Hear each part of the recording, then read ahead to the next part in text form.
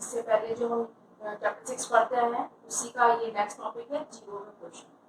आपको पता है जो मनुष्य होते हैं वो सर्वाहारी होते हैं, क्योंकि वो वेजिटेरियन भी होते हैं, नॉन वेजिटेरियन, दोनों तरह का फूड ले लेते हैं, तो उसे ऑमनीवोरस यानी कि सर्वाहारी जंतु कहते हैं। अब ऐसा नहीं होता है, अब तक आप ये जो समझते हैं कि हमने तो जीवों में पोषण कैसे पहुंचता है, क्योंकि किसी भी काम को करने के लिए एनर्जी की जरूरत होती है, और एनर्जी किससे मिलती है? फूड से। अब फूड का ऐसा नहीं है कि हमने खाया और आपको पता है हमारे स्टमक में गया और वहां पर हमारा भोजन पच गया, ये इस तरह की क्रिया नहीं है, ये स्टेप बाय स्टेप क्रिया होती है, और जिसमें कि ऊर्जा मुक्त होती है और हमारा शरीर जो है काम करता है। अब इसके लिए हम पढ़ेंगे जो हमारा टॉपिक है जीवों में पोषण। तो आपको ये पता होना चाहिए जैसे कि सबसे पहले इसमें इसके 5 स्टेप होते हैं। सबसे पहला होता है पोषण के लिए अंतर्ग्रहण। अंतर्ग्रहण यानी कि हम अपने हाथों से भोजन को मुंह में लेते हैं, इंटेक करते हैं, तो वो क्रिया क्या कहलाती है? अंतर्ग्रहण। अंतर्ग्रहण की क्रिया जो होती है, ये खाना हमारे मुंह के अंदर जाता है, मुंह के अंदर जाता है, तो ये क्रिया हमारी होती है अंतर्ग्रहण, और मुंह में ही पाचन की क्रिया शुरू हो जाती है। तो दूसरा स्टेप आ जाता है पाचन।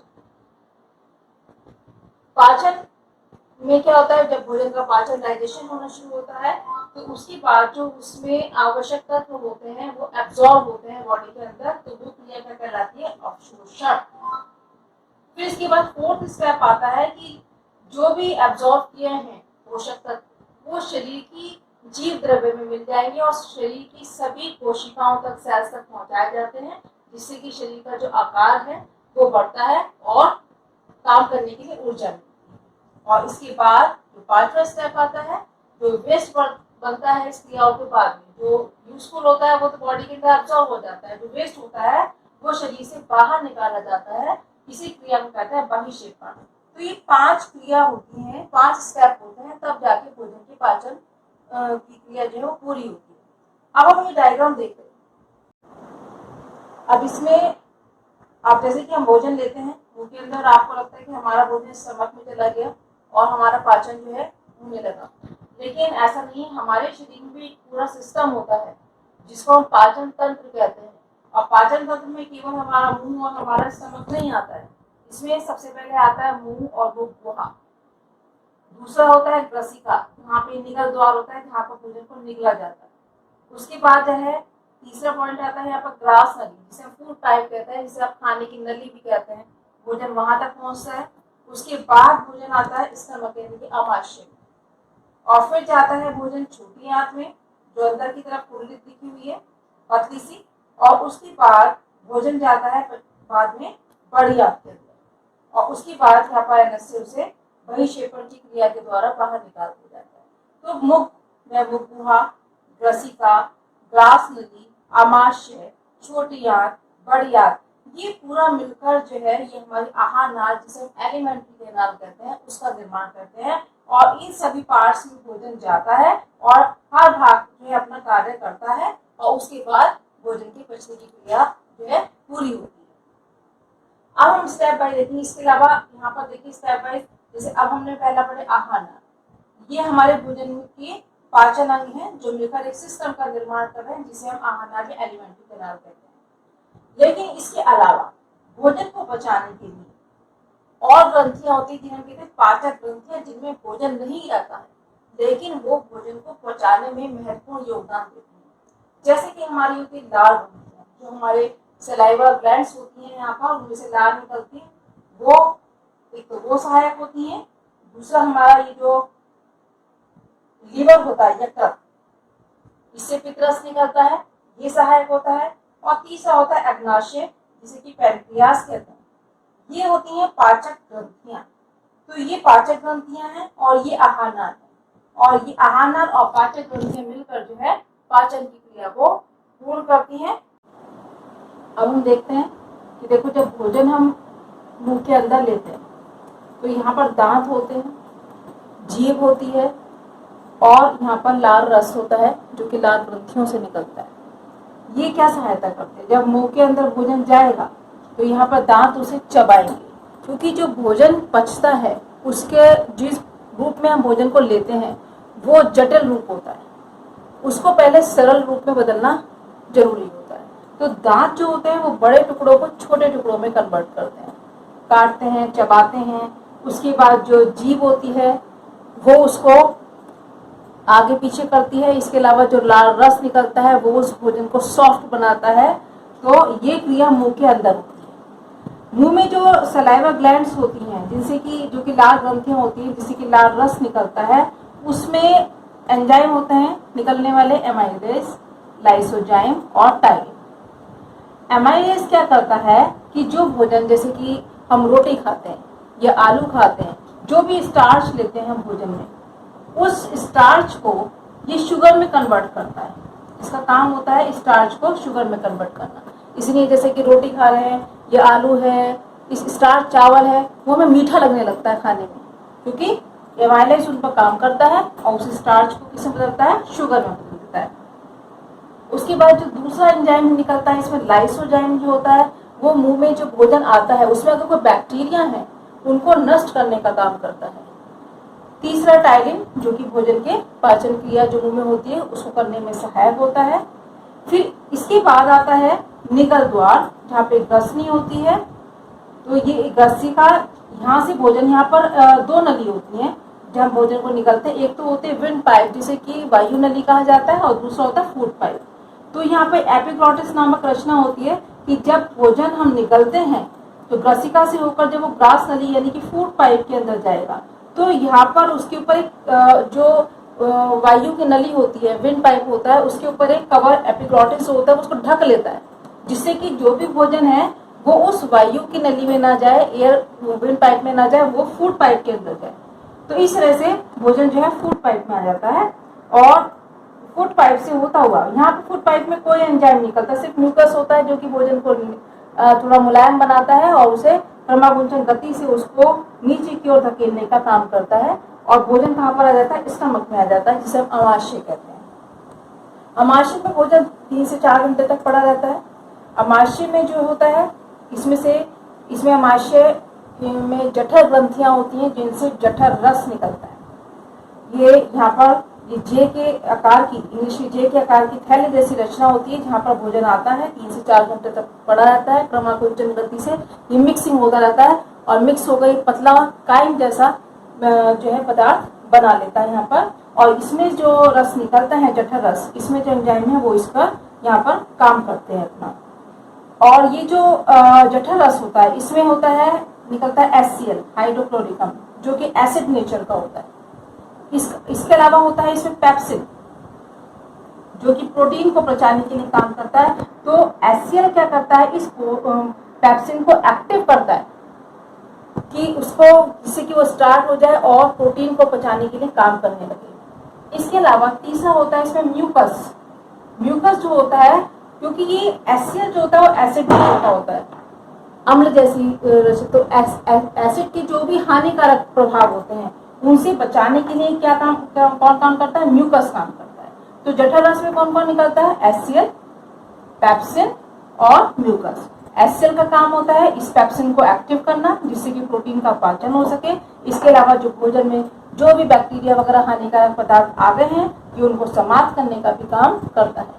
और पेप्सिन प्रोटीन का पाचन करता है, और म्यूकस जो होता है वो इसके HCl के हानिकारक प्रभाव को, जिससे कि इसकी जो अमाशय है, इसकी जो लाइनिंग है जो बाहर इसकी, वो उसको कोई भी नुकसान ना पहुंचे, इसके लिए यहाँ पर म्यूकस काम करता है। अब यहाँ पर ये भोजन पिसता रहेगा। इसके बाद जाता है ये यहाँ पर छोटी आंत में, जो आपको बीच में यहाँ पर दिखाई दे रही है, ये पतली होती है और लेकिन लंबी ज्यादा होती है। नाम इसका छोटी आंत है क्योंकि बहुत पतली होती है, लेकिन ये लगभग 6.5 मीटर, 6.5 मीटर लंबी होती है, जैसे कि 2 फ्लोर हो जाती है, उस तरह इतनी लंबी होती है। और इसमें जो मेन भोजन का अवशोषण होता है और जो पाचन होता है, जैसे कि भोजन में प्रोटीन लेते हैं हम, कार्बोहाइड्रेट लेते हैं, फैट लेते हैं, उनका जो पूर्ण पाचन होता है वो इसी छोटी आंत के अंदर ही होता है। और इस छोटी आंत में से जो रस निकलता है उसे कहते हैं आंतीय रस। अब भोजन छोटी आंत में पहुंच गया। छोटी आंत में 3 प्रकार के रस निकलते हैं। एक तो पित्त रस, जो कि आता है यकृत से, यहाँ पर पित्त रस निकलता है, जो कि हरे पीले रंग का द्रव होता है।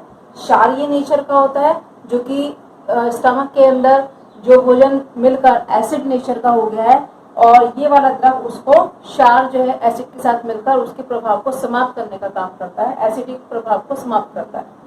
तो यहाँ पर जो यकृत है, इससे पित्तरस निकलेगा। पित्तरस जो होता है ये यहाँ पर ये पित्ताशय है, ये रचना जो है पित्ताशय जिसे गॉल ब्लैडर कहते हैं, यहाँ पर ये पित्तरस इकट्ठा होता है और ये पित्त नली के सहायता से यहाँ पर जो है छोटी आंत में पहुंचता है। दूसरा ये होता है अग्नाशय रचना होती है, इससे अग्नाशिक रस निकलता है जो कि यहाँ पर छोटी आंत में पहुंचता है। तो छोटी आंत में 3 रस हो जाएंगे, एक तो पित्त रस जो कि यकृत से आएगा, दूसरा हो जाएगा अग्नाशिक रस जो कि यहाँ पर पैनक्रियाज यानी कि अग्नाशय से आएगा, और तीसरा होता है छोटी आंत में निकलने वाला द्रव जिसे हम आंतीय रस कहते हैं। ठीक है, 3 प्रकार के रस इसमें से निकलते हैं छोटी आंत में, ये यहाँ पर काम करते हैं। अब भोजन जब स्टमक में से छोटी आंत में पहुंचता है तो जो पित्त रस होता है उस भोजन के अम्लीय माध्यम को क्षारीय माध्यम में बदलता है। इसके अलावा ये जो है इसमें जो लाइपेज होता है ये क्या करता है कि भोजन में जो फैट होता है, जो ऑयल होता है, जैसे कि आप देखेंगे पानी के ऊपर अगर ऑयल है तो वो उसमें मिक्स नहीं होगा, तो ये क्या करता है कि उन जो फैट होता है, जो ऑयल होता है भोजन में, उसकी बड़ी बड़ी बूंदों को छोटी छोटी बूंदों में तोड़ देता है और उसका पाइसीकरण कर देता है जिससे कि वो अच्छी तरह मिक्स हो जाए। और इसके अलावा जो हानिकारक बैक्टीरिया होते हैं उनको भी यहाँ पर नष्ट करने का काम करता है, तो ये काम तो पित्तरस करता है। दूसरा होता है यहाँ पर अग्नाशिक रस। अग्नाशिक रस जो होता है इसमें जो एंजाइम होते हैं इसमें निकलता है ट्रिप्सिन जो कि भोजन की प्रोटीन पर क्रिया करता है और भोजन की प्रोटीन को ये बदल देता है तोड़कर किसमें, पेप्टाइड में। तो प्रोटीन किसमें बदल देता है, पेप्टाइड में। दूसरा है लाइपेज जो होता है, ये एंजाइम जो होता है ये फैट जो भोजन में फैट है ये उसके ऊपर क्रिया करेगा और वो लाइपेज वसा में कन्वर्ट हो जाएगा। फिर तीसरा होता है इसमें एमाइलेज जो कि भोजन में जो स्टार्च है, जो पहले तो यहाँ पर स्टार्च का पाचन हो गया, इसके अलावा जो स्टार्च है यहाँ पर इस पर कौन काम करता है, एमाइलेज। तो ये वाले काम कौन कर रहे हैं, ये वाले काम कर रहा है अग्नाशिक रस में पाए जाने वाले जो एंजाइम होते हैं। ये कहाँ पर काम करते हैं, छोटी आंत में काम करते हैं। ट्रिप्सिन प्रोटीन पर क्रिया करेगा, लाइपेज वसा पर, और एमाइलेज जो होता है वो स्टार्च पर क्रिया करता है। अब इसके बाद यहाँ पर छोटी आंत में तीसरा रस होता है आंतीय रस। ये आंतीय रस क्या करता है कि जो ट्रिप्सिन ने प्रोटीन पर क्रिया करके उसे पेप्टाइड में बदला है, तो ये क्या करता है इस पेप्टाइड को अमीनो अम्ल में बदल देता है और जिससे कि प्रोटीन का पाचन पूरा हो जाता है। दूसरा होता है ये यहाँ पर लाइपेज ने वसा पर क्रिया करी, तो ये क्या करेगा छोटी आंत में जो आंतीय रस होता है ये लाइपेज वसा को का पाचन करता है और उसे वसीय अम्ल यानी कि फैटी एसिड और ग्लिसरॉल में बदलकर उसके पाचन को पूरा कर देता है। इसके बाद जो एमाइलेज है ये स्टार्च पर क्रिया करता है, स्टार्च पर क्रिया करके ये उसे किस में बदलता है, सुक्रोज में, और सुक्रोज में बदल देता है। तो ये क्या करता है सुक्रोज पर क्रिया करके ग्लूकोज और फ्रक्टोज में उनको बदल देता है, जिससे कि यहाँ पर जो शुगर है उसका भी पाचन क्या हो जाता है, डाइजेशन पूरा हो जाता है। तो ये वाले सारे काम छोटी आंत में पूरी हो जाते हैं और जब इनका पूरी तरह पाचन हो जाता है तब ये यहाँ पर जो है इनका अवशोषण होता है, एब्जॉर्प्शन, जो कि जो भी पोषक पदार्थ है जो पूरी तरह डाइजेस्ट हो गए हैं ये उसको क्या करेगा, एब्जॉर्ब करेगा। तो जो छोटी आंत होती है इसमें इस प्रकार का अंदर स्ट्रक्चर होता है। ये उंगली के ऐसे उभार जो होते हैं इन्हें कहते हैं विलाई। ये विलाई जो होते हैं ये पचे हुए भोजन का अवशोषण करते हैं, जो भोजन पच गया है उनको एब्जॉर्ब करेंगे। और इसकी जो आंतरिक सतह होती है यहाँ पर ये रक्त की केशिकाएं होती हैं, तो ये पोषक तत्व होते हैं ये इन रक्त केशिकाओं के द्वारा रक्त के अंदर मिल जाते हैं और जैसे ब्लड बॉडी में सर्कुलेट होता है तो ये शरीर की सभी सेल्स तक पोषक तत्वों को पहुंचा देते हैं। तो ये सारा काम यहाँ पर छोटी आंत में हो जाता है। इसके बाद जो भोजन है वो कहाँ आता है, बड़ी आंत में। ये बड़ी आंत का स्ट्रक्चर चौड़ी आपको दिख रही है बड़ी आंत, जो कि चौड़ी होती है लेकिन लंबाई में जो है ये छोटी आंत से काफी कम होती है, केवल 1.5 मीटर की। ये तो 6.5 मीटर की होती है छोटी आंत और बड़ी आंत केवल 1.5 मीटर की होती है। लेकिन ये बड़ी आंत इसलिए कहते हैं क्योंकि चौड़ी होती है। अब जो शेष भोजन है, जो भोजन एब्जॉर्ब हो गया, उसके बाद जो हमारे पास वेस्ट बचा है और उसमें जो वाटर है वो मिलकर वो कहाँ आते हैं, यहाँ पर बड़ी आंत में। अब बड़ी आंत में जब भोजन जाएगा तो इसमें जो भी जल और कुछ पोषक पदार्थ वो रहते हैं वो यहाँ पर एब्जॉर्ब हो जाएंगे, निकल जाएंगे, और सॉलिड रूप में जो भोजन है वो बहिक्षेपण की क्रिया के द्वारा शरीर से बाहर निकल जाएगा। इस प्रकार ये पाचन की क्रिया जो होती है वो यहाँ पर आकर खत्म हो जाता है, ये पूरी हो जाती है। इस तरह से होता है पूरा मनुष्य का पाचन तंत्र, इस तरह से काम करता है। थैंक यू बच्चों।